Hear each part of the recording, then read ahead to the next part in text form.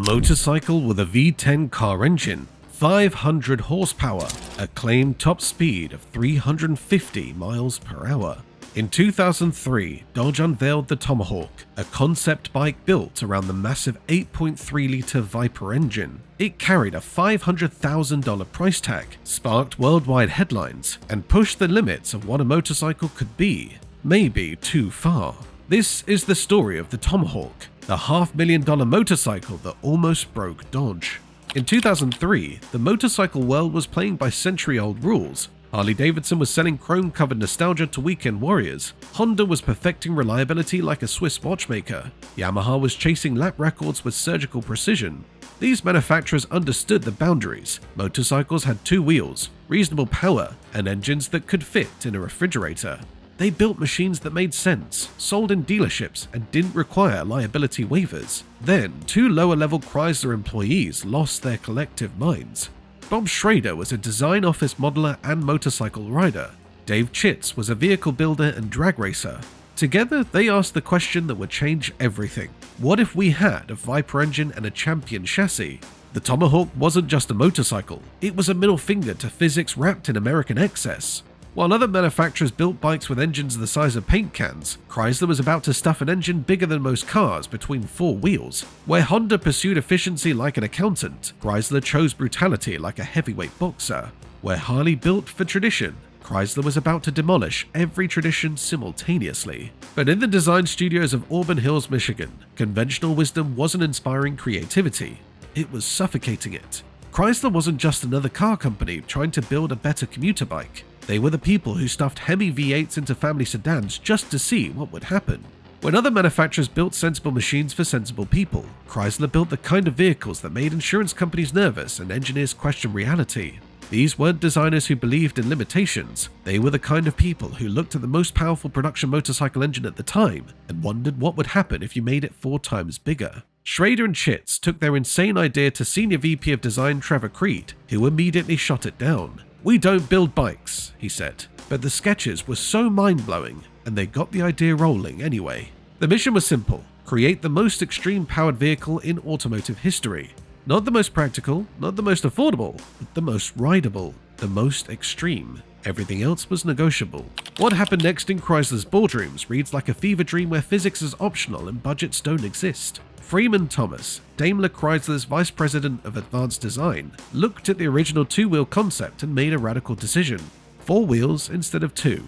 He figured the traditional single wheel at each end would look too thin and disproportionate to the massive engine in the middle. It was like trying to balance a refrigerator on bicycle wheels. Staff designer Mark Walters argued that the 4-wheel design might alienate real motorcycle enthusiasts, but the uniqueness won, and he went to work. In the spring of 2002, Walters had drawn a massive sketch of a 20-foot wall with an actual Viper engine resting on wheels as a visual aid. When he presented everything to Chrysler Group CEO Wolfgang Bernhard and CEO Dieter Zetsche, they immediately approved the project. The decision wasn't just to build a bigger motorcycle, it was to systematically reject every principle that had governed vehicle design for the previous century. The brief was unprecedented. Take the Viper's 8.3-liter V10 engine, an engine bigger than what you'd find in most pickup trucks, and somehow mount it on 4 wheels in a motorcycle configuration. It was like taking the engine from a freight train and installing it into a go-kart frame. But Chrysler's executives weren't satisfied with just transplanting a car engine.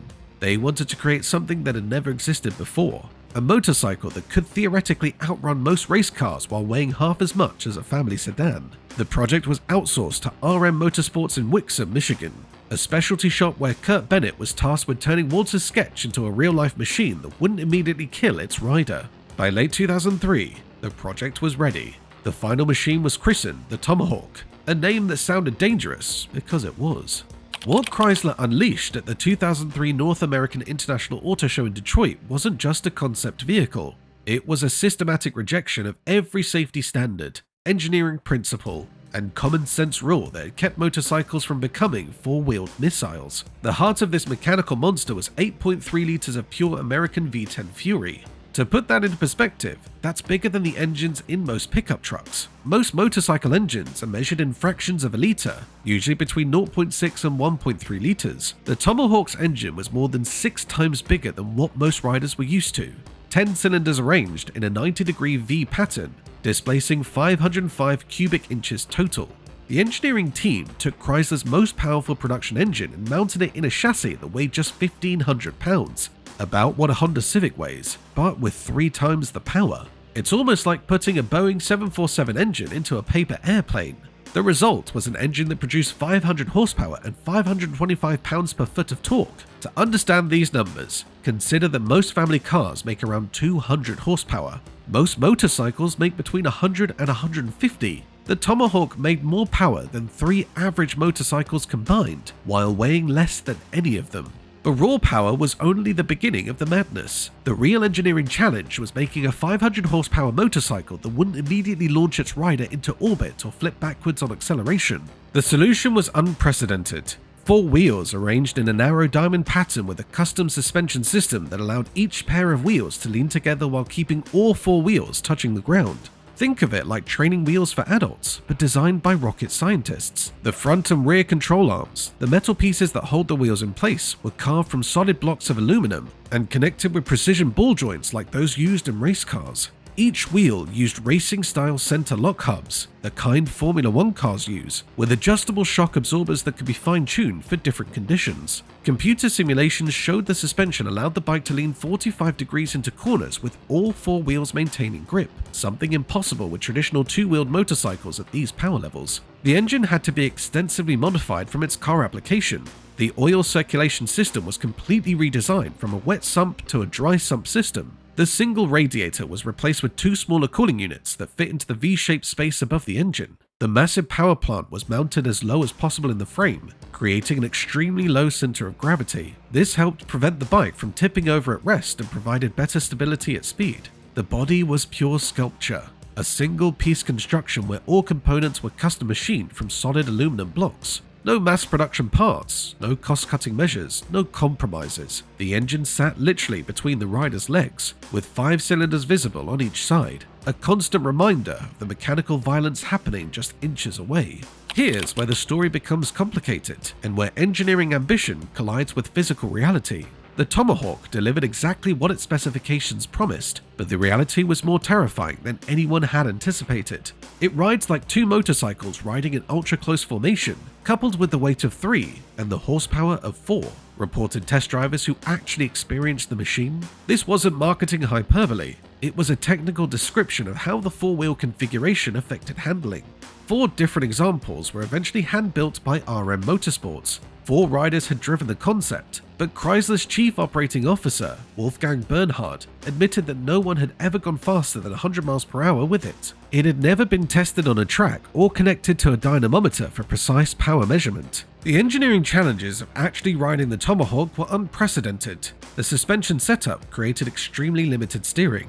The handlebars could only turn about 18 degrees in each direction, compared to 45+ degrees on normal motorcycles. This meant the turning radius was enormous. Sharp turns were physically impossible.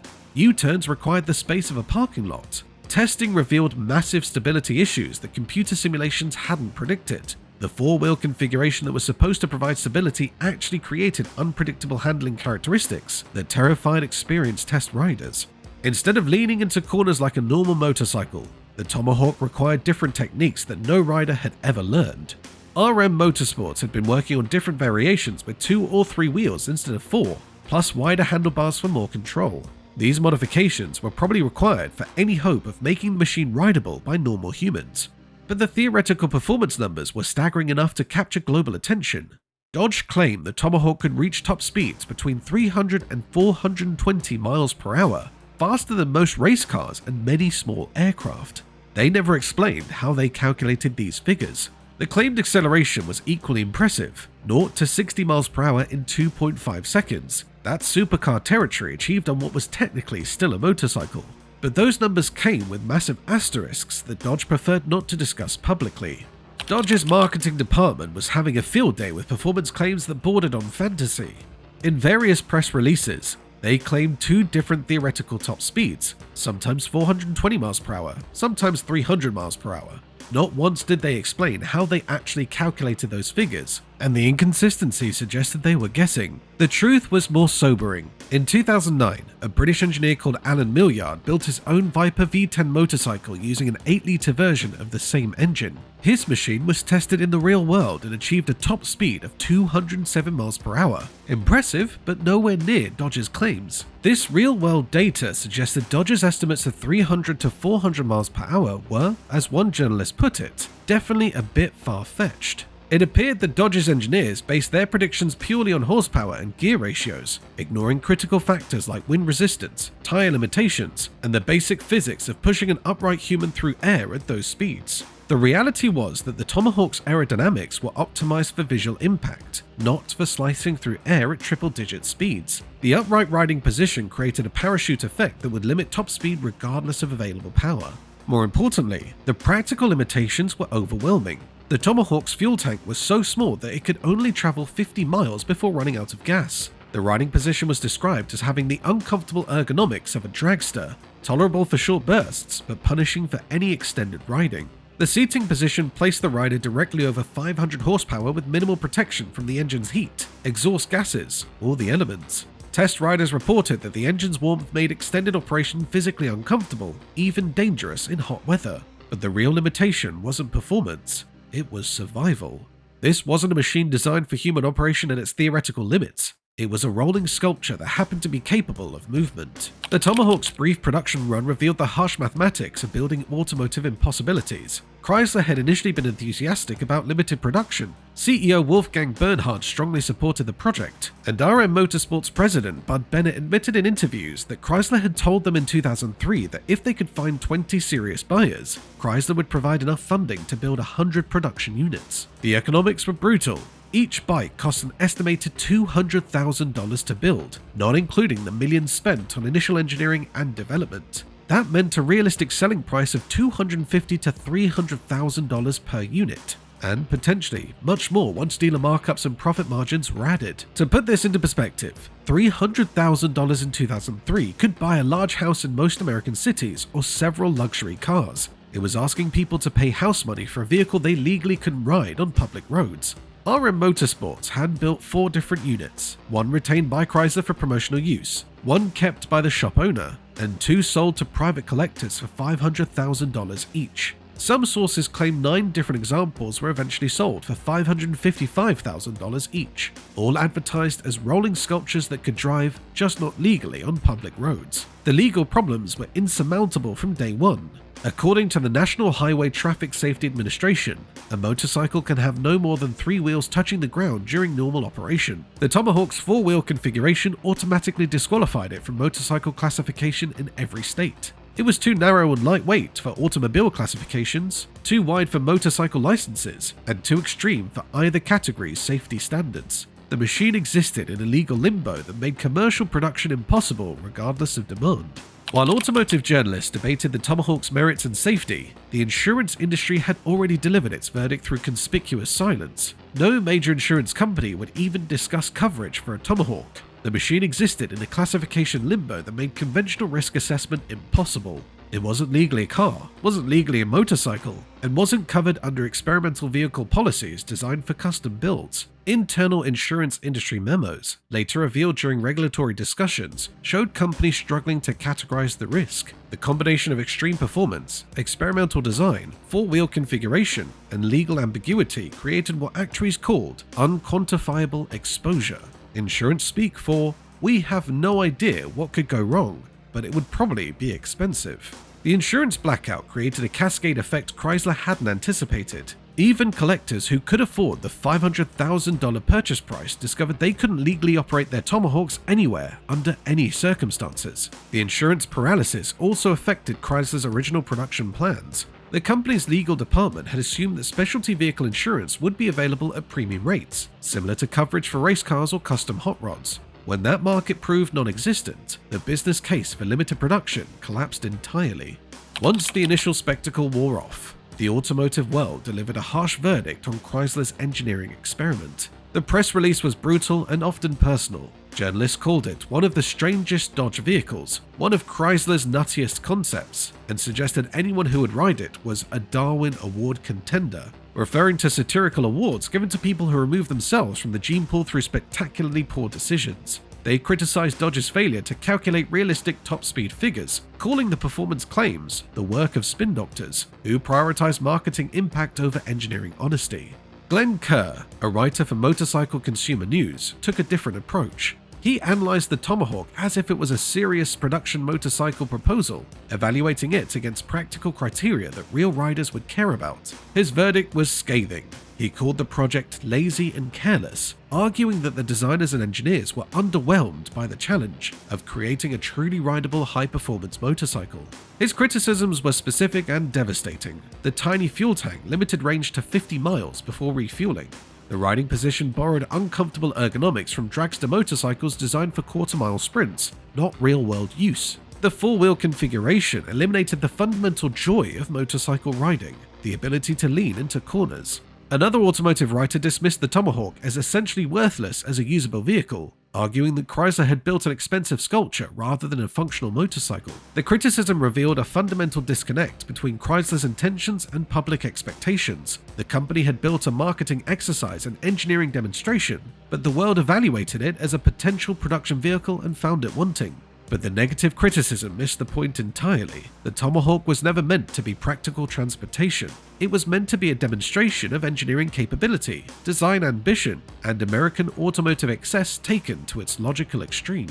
Federal regulators were scrambling to understand what Chrysler had created. The Department of Transportation couldn't classify it. Four Wheels disqualified it from motorcycle categories, but the narrow profile didn't fit automobile standards either. Internal documents showed confusion at the highest levels. One memo read, "Vehicle appears to combine worse safety aspects of both categories while meeting legal requirements of neither." State DMV officers reported fielding dozens of inquiries about Tomahawk registration, but none could provide answers. The vehicle existed in a legal grey area that made commercial production impossible regardless of demand.